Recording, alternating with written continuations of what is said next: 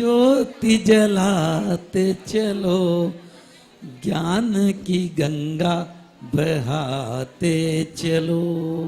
गुरु चरणों का मोल नहीं, तेरे चरणों की धूल गुरु माँ। चंदन गुलाल बने शास्त्रों की भाषा, गम की वाणी। हम भी तो जाने, हम भी तो समझे, विद्या का फल तो हमें माँ तू देना। हे सारी दे माँ, हे सारी दे माँ, अज्ञानता से हमें तारी दे माँ। दुपट्टा डाले।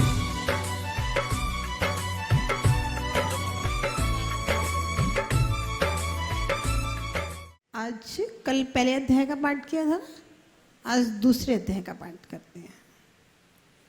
औपशमिको क्षायको भावो मिश्रश्च जीवस्य स्वतत्वमौदैक पारिणामिको च द्विनवाष्टा दशैकविंशतित्रिभेदा यथाक्रमम् सम्यक्तो चारित्रे ज्ञान दर्शन दान लाभ भोगोपभोग वीर्याणि च ज्ञान दर्शन लब्ध्य चतुस्त्री त्रिपंच भेदा सम्यक्तो चारित्र संयमा संयमाश्च गति कसाय लिंग मिथ्या दर्शन ज्ञाना संयता सिद्ध लेशास चतुश्चतुस्त्रय तरिकैकैकैक षट भेदः जीव भव्यावत्तानि च उपयोगो लक्षणं सद्विधोष्ट चतुर्भेदः संसारिणो मुक्ताश्च समनस्का मनस्काः संसारिणस्तरसस्थावराः प्रदप्यप्तेजो वायु वनस्पत्या स्थावराः द्वेन्द्रियादयस्त्रसाः पंचेन्द्रियाणि द्विविधाने निर्वृत्त्युपकरणे द्रव्येन्द्रियं लब्धि उपयोगो भावेन्द्रियं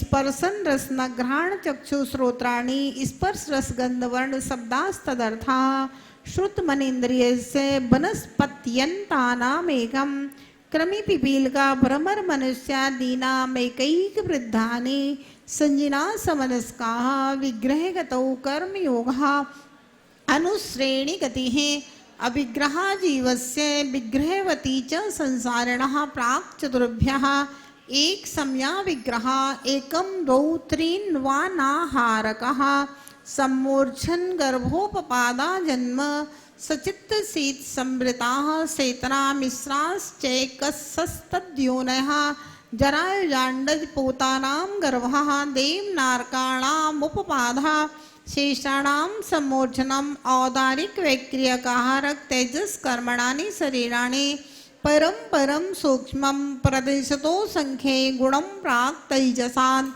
अनंत गुणे परे अप्रतिघाते अनादि संबंधे च सर्वस्य तदादीनि भाज्यानि युक्पदे कस्मिन्ना चतुर्भ्यः निरुपभोगमन्त्यं गर्भ सम्मोर्छनज माध्यम औपपादिकं वैक्रियकं लब्धिप्नत्ययं च तेजस्मपि शुभं विशुद्धमव्याघाति चाहरकं प्रमत्त संयतस्यैव नारक सम्मोर्छनो न पुंस्कानि न देवाः शेषास्त्री वेदाः औपबादिक चर्मोत्तम देहा संख्ये वर्षायुषो नपवर्त्यायुष्या इति तत्वार्थादिगमे मोक्षशास्त्रे द्वितीयो अध्याय। नमो नमः। तीर्थंकर नामकर्म किसे कहते हैं? रितेश जी, एकदम सरल है। हेलो। जिस कर्म के उदय से हाँ पंच कल्याण की विभूतियां होती हैं वह तीर्थंकर नाम कर्म। सिंपल है एकदम। अयश कीर्ति नाम कर्म किसे कहते हैं? अयश कीर्ति, अच्छा करते हुए भी यश ना मिले, अयश कीर्ति नाम कर्म। यश कीर्ति नाम कर्म विनोद जी, बुरा करे तब भी यश, बुरा करे तब भी यश कीर्ति मिल जाए, अच्छा करे बुरा करे, बुरा करे दोनों में, और उसकी प्रशंसा हो चारों ओर, वो यश कीर्ति नाम कर्म है। अनादेय और आदेय नाम कर्म जी के जैन साहब, अनादेय और आदेय, प्रभायुक्त शरीर और प्रभा रहित शरीर, अथवा मान्य वचन और अमान्य वचन वाला।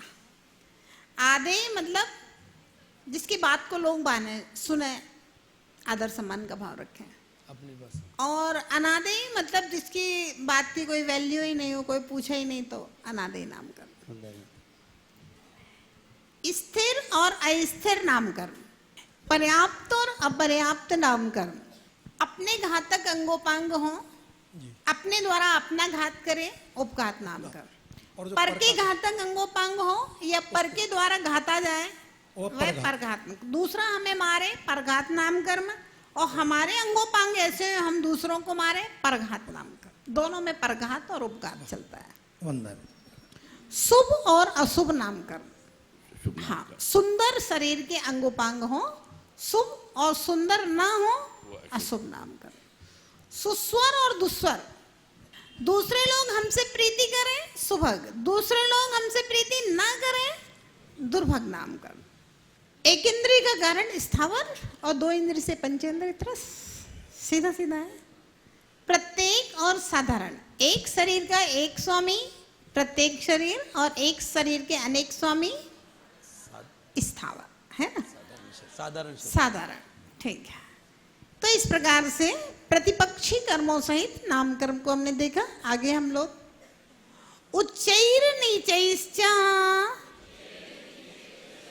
गोत्र कर्म के दो भेद हैं, उच्च गोत्र और नीच गोत्र। जिसके उदय से लोक पूजित उच्च कुलों में जन्म होता है वह उच्च गोत्र है, और जिस कर्म के उदय से लोक पूजित महामहत्वशाली इक्ष्वाकु वंश, उग्र वंश, कुरुवंश, हरिवंश आदि में विशेष कुलों में जन्म होता है उच्च गोत्र है। तथात राजवार्तिक से गोत्र कर्म निष्फल है यह बात नहीं है, क्योंकि जिसका दीक्षा योग्य साधु आचार है तथा जो आर्य इस प्रकार के ज्ञान और वचन व्यवहार के निमित्त हैं, उन पुरुषों की परंपरा को उच्च गोत्र कहा जाता है। उनमें उत्पत्ति का कारणभूत कर्म उच्च गोत्र कहलाता है। सूत्र में चकार का कारण कर्म भूमि में पैदा होने वाले मनुष्यों में गोत्र परिवर्तनशीलता होती है, इस बात की सूत्रकार ने चकार से सूचित किया है। किन किन जीवों के उच्च गोत्र हैं? भवनत्रिक, वैमानिक देव और सभी देवियों के उच्च गोत्र हैं। मतलब देवगति के जितने भी जीव है ना, सबके उच्च गोत्र, किसी के भी नीच गोत्र नहीं है। भोग भूमिया मनुष्यों के उच्च गोत्र का ही उदय होता है। भोग भूमिया और देव सब उच्च गोत्री हैं। शलाका पुरुष, तीर्थंकर के माता पिता आदि सब उच्च गोत्री हैं। संयम को पालन करने वाले त्रियंचों के उच्च गोत्र का उदय हो जाता है। जो व्रती त्रियंच हो जाते हैं उनके भी उच्च गोत्र हो जाता है। और संयमी जन जितने भी हैं भी, मुनि महाराज आदि का, इन सब का भी उच्च गोत्र है। और चूंकि आप लोगों ने भी तीर्थंकर के कुल में जन्म लिया है, तो इसलिए अपन सब जैन कुलीन सब उच्च गोत्र हैं। ऐसे क्षत्रिय, ब्राह्मण और वैश्य ये तीनों उच्च गोत्र कहे गए हैं। शूद्रों को नीच गोत्री कहा गया। ये एक व्यवस्था है। गोत्र का तात्पर्य कुल का सम्मान। जहां हमने जन्म लिया है उस परिवार का, उस कुल का क्या सम्मान है, मतलब उच्च गोत्र। आचार, मेन तो आचार विचारों के ऊपर निर्भर है। नीच गोत्र, जिनके उदय से गर्हित कुल में जन्म होता है वह नीच गोत्र। जिस प्रकार कुंभकार छोटे या बड़े बर्तन बनाता है, उसी प्रकार गोत्र कर्म इस जीव को ऊंच या नीच कुल प्राप्त कराता है। जिस कर्म के उदय से निंदनीय, अप्रसिद्ध, दरिद्र, दुखित परंपरा से नीच आचरण करने वाले दुखाकुल और हीन कुल में प्राणियों का जन्म होता है वह नीच गोत्र होता है। उच्च गोत्र से विपरीत कर्म नीच गोत्र है। जिनका दीक्षा के योग्य साधु आचार नहीं है, साधु आचार वाले को साथ जिनने संबंध स्थापित नहीं किया है, तथा जो आर्य इस प्रकार के ज्ञान और वचन व्यवहार के निमित्त नहीं है, उन पुरुषों की परंपरा को नीच गोत्र कहते हैं। इनमें उत्पत्ति का कारणभूत नीच गोत्र है। किन जीवों के नीच गोत्र का ही उदय पाया जाता है? सभी नरकों के नारकियों का नीच गोत्र ही है। कर्म भूमियां और भोग भूमियां सभी त्रियंशों, ठीक है, कर्म भूमियां और भोग भूमियां सभी त्रियंशों के नीच गोत्र का उदय है।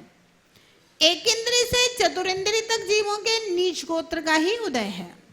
जो लोग निर्विचार चेष्टा, क्रूरपना, मायाचार आदि परिणामों के द्वारा नारकियों और पशुओं से समानता लिए हैं, वे भी नीच हैं। कुभोग भूमि के मनुष्यों के समान आचार व्यवहार होने के कारण उनमें सदा नीचता मानी गई है। इस तरह से गोत्र की व्यवस्था है। म्लेच्छ खंड में सारे नीच गोत्र हैं। अंतराय कर्म के भेद, दान लाभ भोगोपभोग वीर्याणाम, अंतराय कर्म के 5 भेद हैं। दानांतराय, लाभांतराय, भोगांतराय, उपभोगांतराय और वीर्यांतराय। जिस कर्म के उदय से दान देने की इच्छा करता हुआ भी नहीं दे सके, दान देना चाहते हैं, अंतराय आ गया, बाल आ गया, दान देना चाहते हैं, बुखार आ गया, तबीयत खराब हो गई, चौका लगाना चाह रहे थे, कोई मेहमान आ गया, चौका लगाना चाहती है महिलाएं, पुरुषों ने मना कर दिया, पुरुष लगाना चाहते हैं, महिलाओं ने मना कर दिया, अपने से नहीं होगा काम, आप है ना। कोई पिता दान करना चाहता है तो उसका पुत्र रोकता है, कोई पुत्र दान करना चाहता है तो उसका पिता रोकता है, किसी की पत्नी रोकती है, किसी का पति रोकता है। ये सब दानांतराय कर्म का उदय है। धन संपत्ति है ही नहीं देने के लिए तो भी दानांतराय कर्म का उदय है।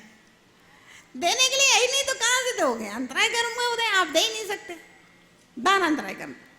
लाभांतराय, जिसके उदय से प्राप्त करने की इच्छा रखता हुआ भी प्राप्त नहीं कर सकता। खूब पढ़ लिया, बच्चे को आपने MBA बना दिया, CA बना दिया, सब कुछ कर दिया, है ना, और बड़ी बड़ी फैक्ट्रियां खोलने की प्लानिंग हो गई और बैंक से 10-20 करोड़ का लोन भी पास करा लिया, पार्टनर भी ढूंढ लिया, काम करने के लिए सब कुछ कर रहे हैं, और सारा काम करने के बाद में कोई डिस्टर्ब आ गया अंत समय में।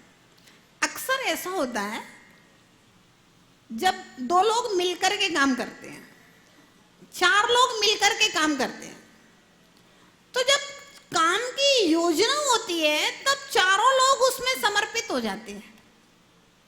काम की योजना होती है तब चारों लोग समर्पित हो जाते हैं, और निश्चित रूप से व्यापार बैठाने में 2-3 साल लगता है, फिर उसका ग्रोथ होने में 2-3 साल लगता है, और जब 5 साल के बाद में 5-6 साल हो जाते हैं और व्यापार एक अपने चलने लगता है, बहुत अच्छा इनकम हो जाता है, फिर आपस में बेईमानी, जो आदमी बेईमान होगा उसके अंदर बेईमानी आएगी, फिर आपस में खटर पटर होना शुरू होएगी, 1-2 साल तक चलेगा, फिर 2-4 साल खिंचेगी गाड़ी, मुश्किल है 7-8 साल तक कोई की पार्टनरशिप चल जाए, और उसके बाद में पता चला लाभांतराय कर्म का यही तो उदय है ना। कहीं उसने धोखा दे दिया, कहीं आपके साथ कुछ बुरा कर दिया, कहीं कुछ कर दिया। आजकल तो पैसे के लिए आदमी कुछ भी कर सकता है, किसी की हत्या ही कर दी पैसे के लिए, है ना, कुछ भी हो सकता है आज के समय में। लाभांतराय कर्म का उदय मतलब लाभ लेना चाहता था, सारा मेहनत किया, पढ़ाई लिखाई, व्यापार, धन, सब कुछ कर लिया, और एंड टाइम पे जब हमारा समय आया उस समय कोई ना कोई ठेन मार गया। क्या हो गया? लाभांतराय कर्म का उदय।